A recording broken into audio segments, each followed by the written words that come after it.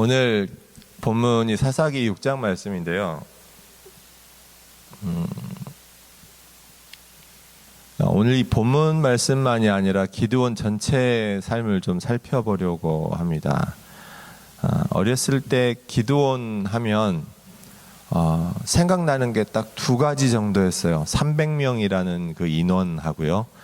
물을 먹는 방법에 관해서였습니다. 사실 사사기에 사사들이 많이 나오는데요. 유명하기로 따지면 두세 번째 정도에는 드는 것 같아요. 사사가 뭐 훌륭한 사사를 말하는 게 아닙니다. 그냥 우리에게 그냥 유명한 널리 알려진 사사를 했을 때 아마 첫 번째를 다투는 사사는 아마 만약 사무엘을 사사로 둔다면 사무엘이 될 거고 그 외에 삼손이 있겠죠. 굉장히 유명합니다. 교회 안 다니는 사람도 삼손의 이름은 들어봤을 정도로 유명합니다. 아마 이 두 사람을 빼고 나면 기드온이 아마 가장 유명하지 않을까 싶어요. 그리고 기드온은 굉장히 중요한 의미가 있는데 기드온을 분기점으로 해서 갈립니다. 기드온 이전의 사사와 기드온 이후의 사사는 굉장히 다른 모습을 보여줍니다. 그 이유는 하나님께서 다르게 사용하셨기 때문이에요. 그 일들을 보려고 합니다. 우리가 지난번에 여호수아 말씀을 계속 보면서 이스라엘이 가나안 땅을 하나님께서 주신 가나안 땅을 정복하는 모습을 보았습니다. 그 면적이 보통 제가 경기도와 충청도를 합친 면적쯤 된다고 말씀드렸던 것 같아요. 최대한 크게 본다고 해도 충청도와 전라도를 합친 그 면적 정도입니다. 그런데 굉장히 오랜 시간이 지나면서도 그 땅을 온전하게 다 정복하지 못했어요. 그게 하나님의 능력 때문입니까? 절대 제가 아니라고 말씀드렸죠. 곳곳에 정복하지 못한 지역들이 남아 있었습니다. 대표적으로 예루살렘 같은 곳은 다윗 시대까지도 정복되지 못하고 남아 있었습니다. 왜 그랬습니까? 여러 가지 이유가 있겠지만 가장 근본적으로는 이스라엘 사람들에게 하나님의 말씀에 온전하게 순종하고자 하는 열정이 부족했기 때문이에요. 예루살렘을 정복하려고 보니 굉장히 높은 곳에 있는 요새고 싸워서 승리하려면 우리 희생도 많을 것 같은데 저기를 싸워서 승리한다고 해봤자 정복한다고 해봤자 내 손에 주어지는 이득이 그렇게 크지 않은 거예요. 그런 땅들이 이스라엘 땅 곳곳에 남아 있었습니다. 굳이 저 땅을 정복하지 않아도 그냥 우리가 땅 분배해서 사는 것은 살 수 있을 것 같은데 저곳을 정복하자니 많은 사람이 죽을 것 같고 다칠 것 같고 저기 정복해봤자 전리품이 남는 것도 없고 재물이 더 생기는 것도 아니고 뭐 노예가 생기는 것도 아니고 하나님께서 모든 전리품을 금지하셨으니까요. 그러니 어떻습니까? 그들의 선택은 정복하기 쉬운 곳만 정복하고 많이 어려운 곳들은 그냥 남겨둔 것이죠. 그 선택으로 인해서 어떻게 됐습니까? 사사기에 들어설 때까지도 아직 가나안 땅의 정복은 끝나지 않습니다. 그리고 곳곳에 가나안 이민족들, 아모리 족속들이 남아 있게 되었죠. 분명히 하나님께서는 아모리 족속에 대한 심판을 선포하시고 이스라엘 백성들을 통한 아브라함 후손의 언약의 공동체를 이루시려는 큰 뜻이 있었는데 사람들은 그것을 알지 못하고 그냥 자기들이 할 수 있는 한에서 순종합니다. 하나님의 말씀을 거부한 게 아니에요. 순종하려고 했는데 지나치게 힘들어 보이는 게 있으면 그건 그냥 놔두고 하나님 저는 그냥 여기까지만 할래요. 이 정도까지는 제가 할 수 있을 것 같습니다. 그런데 여기서 더 하려면 너무 힘이 듭니다 라고 놓아두게 됩니다. 그리고 그런 이민족들은 가나안 땅에 있으면서 계속해서 이스라엘을 시험에 들게 하고 유혹에 빠지게 하고 죄에 들게 하는 올무가 되는 것입니다. 아니나 다를까 사사기 2장 말씀에 보게 되면 이 사사기 전체의 내용이 아주 요약돼서 훌륭하게 나와 있습니다. 오늘 사사기 2장 말씀을 집에 가셔서 한번 보고 묵상하시는 것도 굉장히 좋을 것 같아요. 그렇게 남겨져 있던 이스라엘 백성들의 이스라엘 땅에 남겨져 있던 그런 이방 민족들이 바알과 아세라와 같은 우상을 섬깁니다. 이스라엘 백성이 그걸 보니까 뭔가 많이 달라 보여요. 자기들이 하나님께 드리는 제사는 어떻습니까? 주로 번제를 드리죠. 제사장이 번제를 행합니다. 여러분이 그 번제 의식을 실제로 보신 적은 없겠지만, 물론 저도 본 적 없습니다. 하지만 머릿속으로 떠올려 보시면 그게 막 그렇게 재미있고 신나는 광경은 아닐 거예요. 굉장히 엄숙한 광경일 수 있습니다. 그리고 사실 동물을 잡아서 불에 태우는 거니까 어떻습니까? 남는 게 있나요? 남는 게 하나도 없습니다. 하나님께 드리는 제사는 번제를 드리고 나서 남는 게 없어요.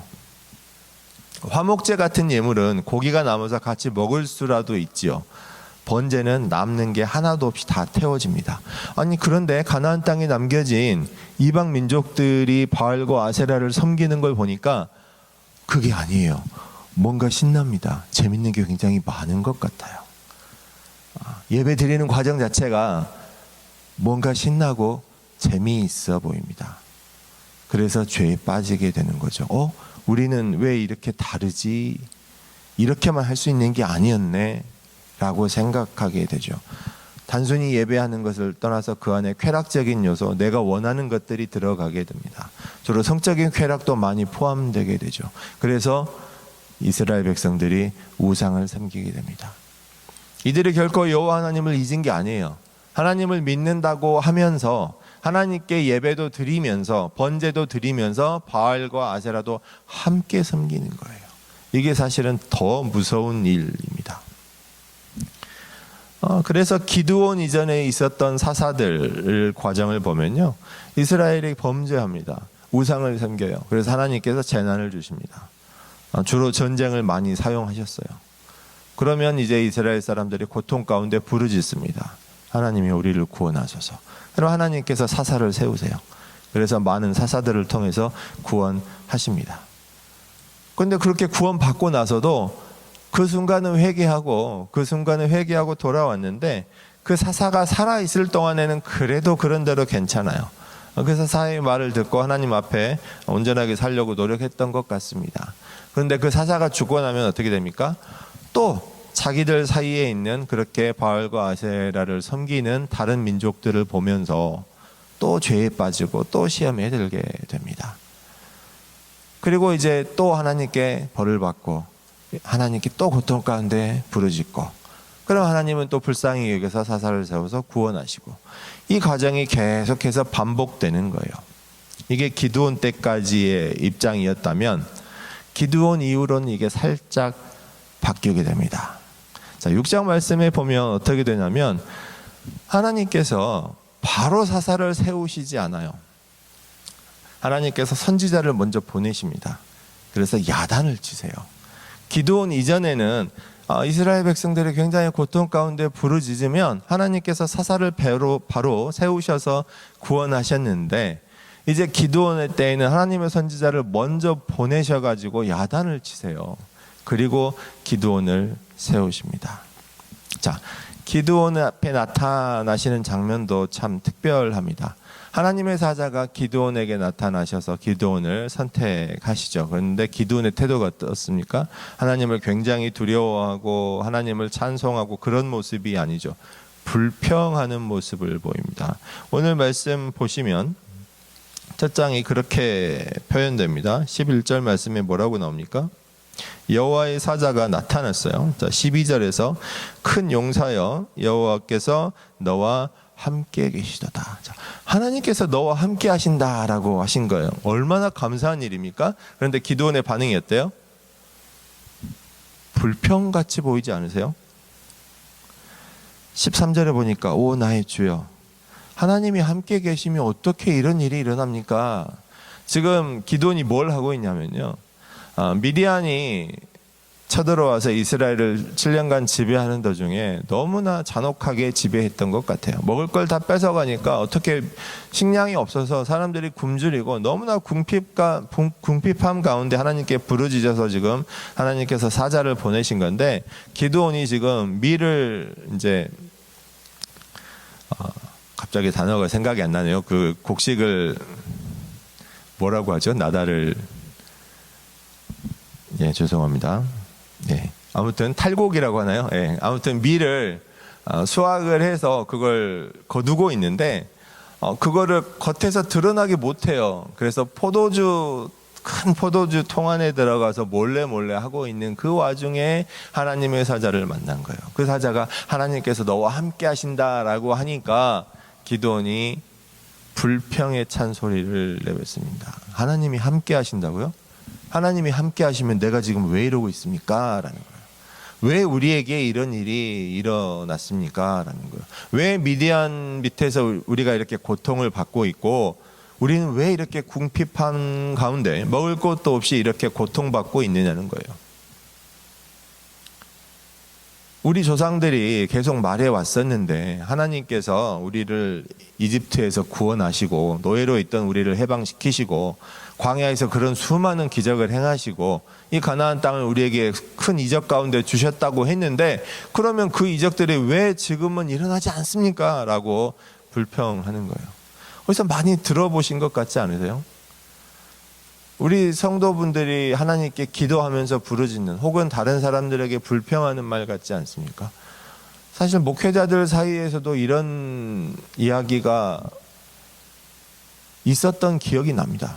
서로 힘든 일을 겪을 때 기도하면서 목회자들끼리 나누면서도 이런 이야기를 하는 분이 있어요.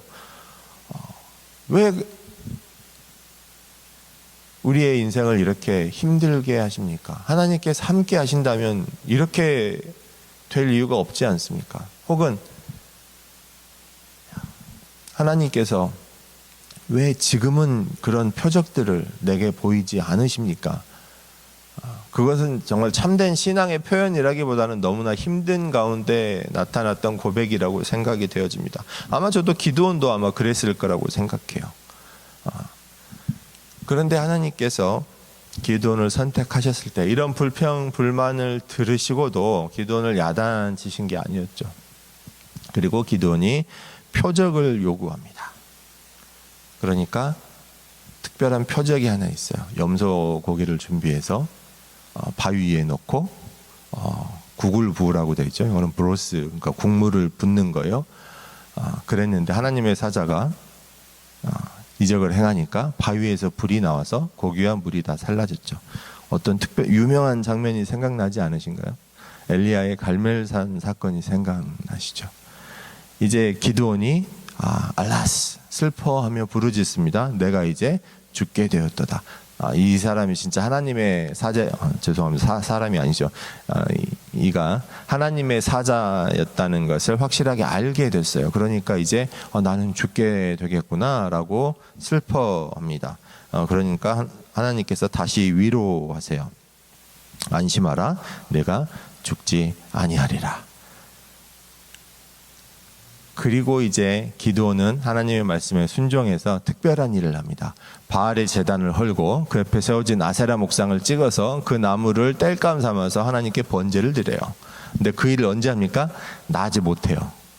무서워서. 밤에 몰래 합니다. 그리고 그 일이 드러나요. 그러니까 사람들의 반응이 어떻습니까? 누군지 찾아내서 죽이려고 하는 거예요. 기드온을 찾아서 죽이려고 합니다.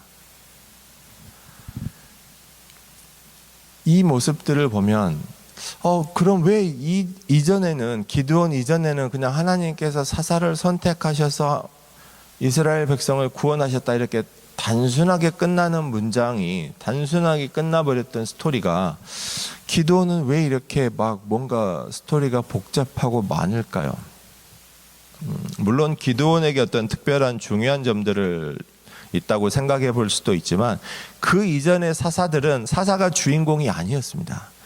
하나님께서 주인공이었고 이스라엘 백성들이 주인공이었어요. 그냥 사사는 하나님께 선택받아서 이스라엘 백성들을 구원하는 데 사용되어진 것뿐이에요. 그래서 사사가 주인공이 되면 안 됩니다. 그런데 기드온 이후로는 이게 좀 달라져요. 사사들의 내용이, 사사들의 스토리가 뭔가 중요한 의미를 가지게 됩니다. 왜냐? 인간이 원하는 마음을, 인간이 원하는 욕망들을 하나님께 허용하셨다고 제가 감히 표현해 보겠습니다. 하나님께서 그걸 그냥 놔두신 거예요. 왜냐하면 인간들의 마음이 점점 커져서 걷잡을 수 없이 되거든요. 그게 기드온의 사역으로 드러납니다. 기드온이 하나님의 말씀을 순종해서 이스라엘 백성을 구원했습니다. 나중에 이제 7장과 8장의 내용에 쭉 이 내용들이 나오게 되는데요. 미디안과 싸움에서 큰 승리를 거두고 이스라엘 백성을 미디안의 손으로부터 해방시킵니다. 그러자 이제 사람들이 뭐라고 합니까? 오늘 6장에서는 기드온을 잡아 죽이려고 했었죠. 그런데 미디안과의 전쟁에서 승리하고 난 후로는 기드온을 왕으로 삼으려고 합니다. 그랬더니 기드온이 어떻게 하죠? 왕 되는 것을 거부하죠. 참 다행스러운 일입니다. 여기서 아마 왕이 되는 것을 허락했다면 큰 문제가 됐을 텐데, 큰 죄에 빠졌을 텐데, 그래도 왕이 되는 것을 거부하죠. 거기서 끝났으면 얼마나 좋았을까요? 근데 뭘 요구합니까? 금을 요구하죠. 돈을 요구합니다. 전쟁에서 너희가 미디안을 물리치고 가진 그 전리품들, 귀금속 금을 내게 바쳐라.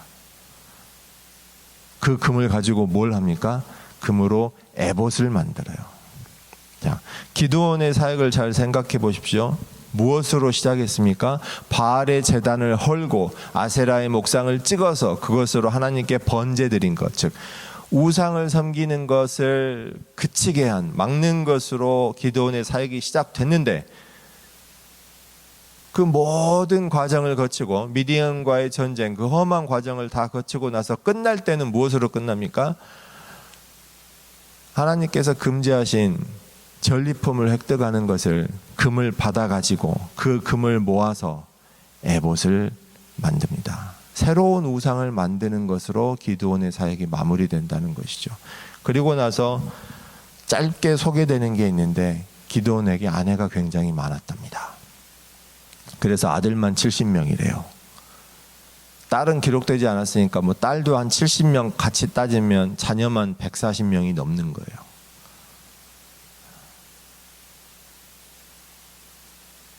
그리고 나서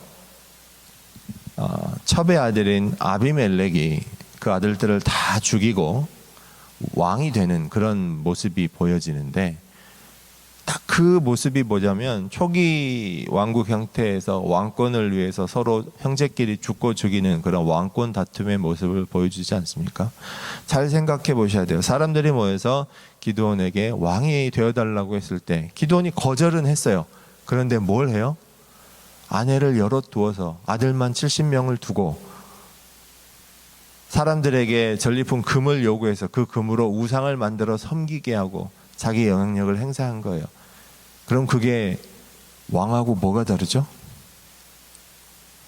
왕이 자리에 앉지 않았어요. 하나님이 계신데 내가 왕이 될 수 없어. 왕의 자리에 앉지는 않았습니다. 그런데 아내를 여럿 두고, 하나님께서 금지하신 일이죠, 율법에서. 사람들에게 돈을 받고 그 금으로 우상을 만들고, 다 하나님께서 금지하신 일입니다. 그런 일들을 했어요. 그래서 무슨 일이 벌어집니까? 자기 자녀들이 다 죽임을 당하고, 또 다른 첩에게 둔 아비멜렉이라는 이 아들로 인해 자기 아들이 한 명 빼고 다 죽죠. 자기 집안도 망하고, 그리고 기드온 이후에 나타나는 입다라든지 삼손이라든지 이와 같은 사사들의 굉장히 인간적인 모습들이 강조되는 것. 왜냐하면 하나님께서 사람의 마음을 허용하셨기 때문입니다. 그런 이스라엘이 큰 올무에 빠지는, 자기 집안만이 아니라 이스라엘 백성 전체가 큰 올무에 빠지는 일들을 보여주게 됩니다. 자, 우리는 이 말씀, 성경에 기록된 말씀을 통해서 기드온의 짧은 사역, 긴 사역을 짧게 제가 살펴보았습니다만, 우리가 어떤 부분을 봐야 할지를 생각하게 합니다. 제가 말씀 시작하면서 잠깐 말씀드렸어요. 저 어렸을 때 기드온 하면 떠올리는 게 300명이라는 숫자, 그리고 물을 먹는 방법이었다고 제 개인적인 경험을 말씀드렸는데요. 아마 그냥 그게 너무 인상적이어서 그랬던 것 같습니다. 제가 어렸을 때 다녔던 모교에도 기드온 기도대라는 게 있었어요. 아마 다른 교회도 꽤 많이 있었을 것 같습니다. 300명의 기도의 용사, 이런 타이틀이었을까요? 너무 어려서 제가 기억이 정확히 나지는 않습니다만 그런 기도 모임 같은 게 많이 있었어요. 기드온이 하나님의 말씀을 받아가지고 전쟁을 준비하면서 32,000명이 모였는데 그 인원이 너무 많았죠. 그래서 22,000명을 돌려보내고 10,000명이 남았습니다. 근데 하나님께서 그것도 너무 많다요. 너무 많다.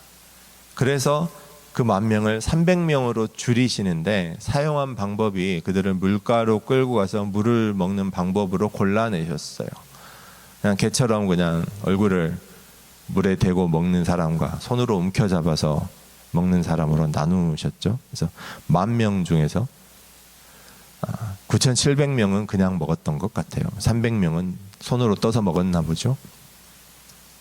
그게 너무나 인상적이어서 300명이라는 숫자, 이렇게 적은 숫자로도 전쟁에서 승리하게 하신 하나님의 능력, 혹은 물을 먹는 게 중요하구나, 물을 먹을 때 그냥 먹지 말고 손으로 떠서 먹어야겠다, 이런 생각들.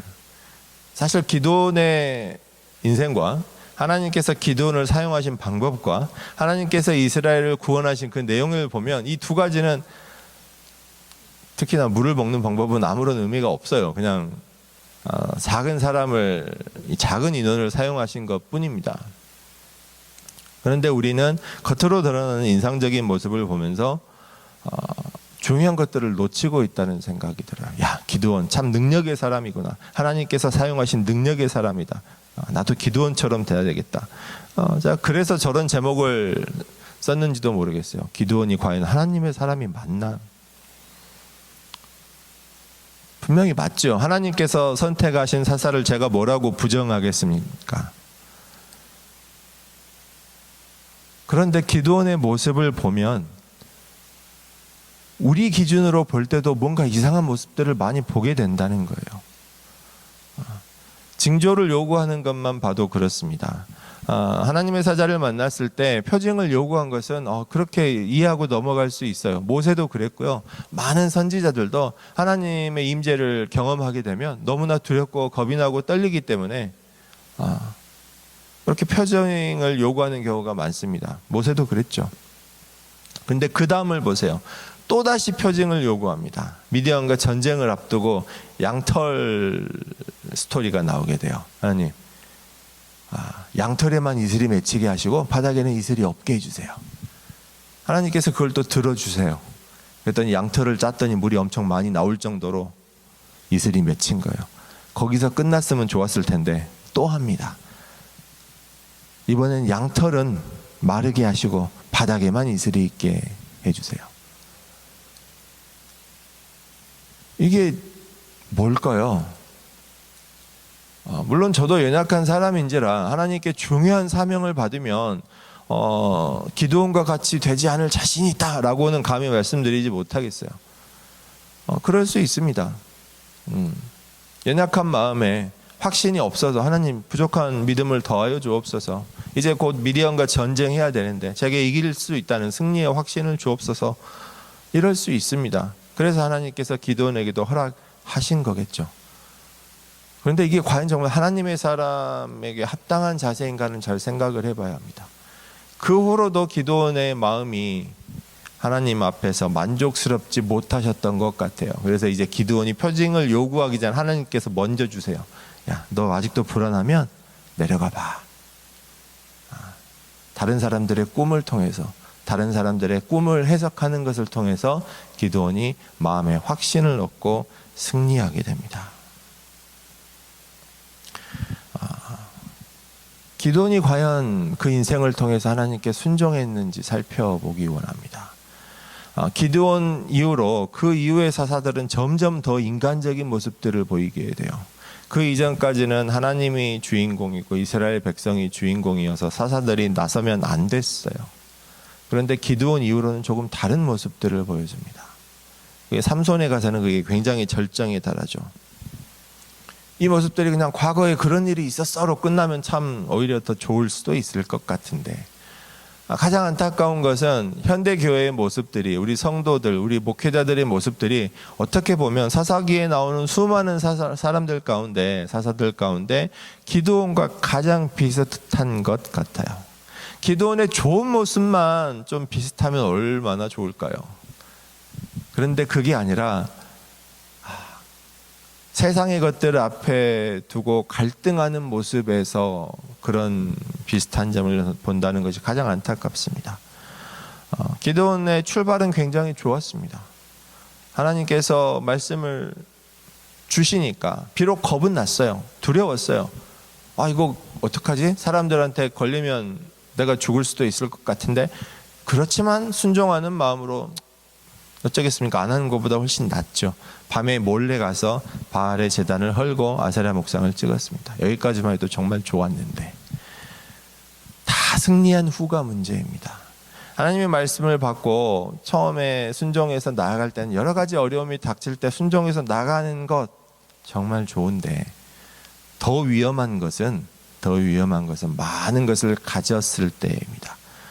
말씀에 순종해서 열매를 가졌을 때, 성취해냈을 때, 성공하였을 때, 그때 내 앞에 주어진 많은 것들, 사람들이 내게 환호합니다. 나를 왕으로 모시려고 해요. 얼마나 좋은 말들을 많이 하겠습니까?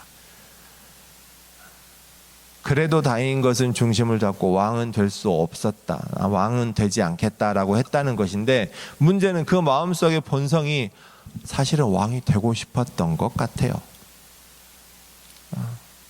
세겜 출신 여인을 첩으로 두고 이름을 아비멜렉이라고 지었죠. 아비멜렉은 주로 왕들의 이름에서 많이 찾아볼 수 있는 이름입니다. 왜냐하면 아브라는 단어가 아버지라는 뜻이에요. 근데 어미비 하나를 일으켜서 아비가 되면 my father, 내 아버지가 됩니다. 멜렉은 군주, 왕이라는 뜻이고요. 그러니까 직역하면 내 아버지는 왕이에요. 기드온이 아들 이름을 내 아버지는 왕이라고 지었어요. 내 아버지가 왕이면 나는 뭐가 되겠어요? 일단 왕 후보 자격이 있는 거잖아요. 물론 사실 이게 이름이 아비멜렉은 굉장히 흔한 이름입니다. 고대 근동에서 흔하게 볼 수 있는 이름이라서 그렇게까지 막 의미에 집착할 필요는 없겠지만, 기드온의 이런 내용을 보면서 아비멜렉이 나타난 것을 보면, 왕이 되는 것은 거절했지만 정말 그 마음속에 왕이 되고 싶은 마음이 있었구나라는 것을 보게 됩니다. 교회에서 이런 모습이 나타나면 어떻게 될까요? 현재 교회의 모습들을 보면 코비드 이후에 더 그런 것 같아요. 몇몇 소수의 교회들을 제외하고는 점점 더 형편이 어려워지고 힘든 가운데 있는 교회들이 많습니다. 우리 교회도 뭐 이렇게 여유 있고 넉넉한 형편은 아니죠. 그런데 정말 조심해야 되고 정말 두려워해야 하고 정말 힘든 것은 그런 것들이 아닙니다. 기드온이 처음 가졌던 마음을 잃어버린 것처럼 혹시 우리도 그렇게 되지 않을까, 그걸 더 먼저 두려워해야 합니다. 이를 성취하시는 것은 하나님께서 주시는 능력으로 하나님이 앞서서 하시는 것이고, 어떻게 보면 우리가 아직 준비가 되지 못했을 수도 있습니다. 하나님의 은혜를 넘치게 받았을 때, 하나님의 능력을 넘치게 받아서 큰 성공의 열매를 맛보았을 때, 기드온처럼 마음속에 있는 욕망, 왕이 되고 싶어, 세상의 좋은 것들을 다 가지고 싶어, 세상의 것들을 다 누려야겠어, 이런 마음이 우리 가운데 너무 커서 아직은 감당할 수 없는 건 아닌지 혹시 다시 한번 살펴보아야 합니다. 성경 전체를 돌아보면 인간이 가지고 있는 욕망의 뭐라고 해야 될까요? 욕망을 이루려고 하는 것을 하나님께서 모두 부정하시지는 않습니다. 세상에서 여러분이 일을 하고 돈을 벌고 비즈니스적으로 성공을 하고 세상적인 권력 혹은 높은 사회적 지위, 이런 것들을 추구하는 것이 죄라고 규정되지는 않습니다. 오히려 수고하고 땀 흘려서 열심히 노력해야 합니다. 돈을 벌고 재산을 가지고 사회적 지위를 높이고 열심히 일하는 것, 그것 자체가 문제가 되지는 않습니다. 문제가 되는 건 그 다음이에요. 내가 갖게 된 것들을 어떻게 사용할 것인가입니다. 이때 여러분 앞에 선택지가 놓이게 됩니다. 나는 세상에 좋은 것을 가지며 살 것인가, 세상의 왕으로 살 것인가, 하나님 나라의 백성으로 살 것인가. 사랑하는 성도 여러분께 질문을 던져드리고 싶습니다. 어떤 신분으로 살기를 원하십니까? 하나님 나라의 시민으로 살기를 원하세요? 세상의 왕으로 살기를 원하십니까? 아마 대부분 대답은 하나님 나라 시민으로 살기를 원하실 겁니다. 그런데 마음속에 있는 게 뭐냐는 거죠. 둘 다 하기를 원하는 분들이 아마 제일 많을 것 같습니다. 성경에 보면 심판의 자리에 나갔을 때 하나님께서 우리를 뭘로 판단한다고 하셨나요? 열매로 판단한다고 하셨습니다. 사실은 이게 정말로 큰 은혜라는 걸 아셔야 합니다. 정말 큰 은혜예요. 예수님께서 우리에게 여러 가지 말씀을 주셨지만 제자들에게 정말 강조하신 게 있었죠. 간음한 것만이 죄가 아니라 지나가는 여자를 보고 그런 마음을 품기만 해도 죄가 된다. 그게 죄의 위험이 크다. 그래서 차라리 눈을 뽑아버려라. 네 손이 너로 하여 범죄하게 하면 그 손을 차라리 찍어버려라. 그렇게까지 죄를 경계하는 말씀을 주셨어요. 만약에 하나님께서, 사실 하나님은 우리 마음을 보시는데 우리 마음의 중심을 보시고 판단하시면 우리는 어떻게 되겠습니까? 하나님의 심판을 견뎌낼 수가 없어요. 이겨낼 수가 없어요. 그래서 하나님께서 우리를 열매로 판단하신다는 것이 얼마나 큰 은혜인 줄 알아야 합니다. 우리 마음속에 일어나는 세상의 것들을 가지고 싶은 세상의 것을 향한 마음들을 다 없앨 수 없어요. 그걸 무슨 수로 없애겠습니까? 물론 그러실 수 있으면 좋죠. 그건 정말 하나님과 함께하는, 하나님과 동행하는 사람일 겁니다. 그런데도 불구하고 하나님의 은혜가 함께하는 것은 우리가 비록 그런 죄 가운데 있을지라도 회개하고 또 그 마음을 온전히 다 떨쳐버리지 못할지라도 우리 열매가 우리의 입술을 통해서, 우리의 행동을 통해서, 우리의 발걸음과 우리의 손을 통해서 이루어지는 열매가 하나님께서 기뻐하시는 열매에 가깝다면 하나님께서 우리를 용서하신다는 것입니다. 그래서 우리가 예수 그리스도의 십자가를 붙들고 예수 그리스도의 부활을 믿고 나아갑니다. 왜냐하면 우리의 삶을 돌아보세요. 우리 안에 기도원과 같은 마음이 없습니까? 세상의 것을 좋아하는 마음이 없습니까? 세상의 것을 바라보는 눈이 없습니까? 있지요. 그럼에도 불구하고 열매로 판단한다고 하신 하나님의 그 은혜를 생각하시기 바랍니다. 사랑하는 성도 여러분, 세상의 왕이 되고 싶은지 하나님 나라의 시민이 되고 싶은지를 잘 생각하시고 우리 앞에 올무를 만들지 않기 축원드립니다. 세상의 것들을 가지지 않을 수는 없어요. 그것들을 사용하실 때 하나님의 지혜로 사용하시기 바랍니다. 사랑하는 성도 여러분 모두 온전한 마음으로 하나님 앞에 순종하실 수 있는 저와 여러분 되시기를 주님의 이름으로 축원합니다.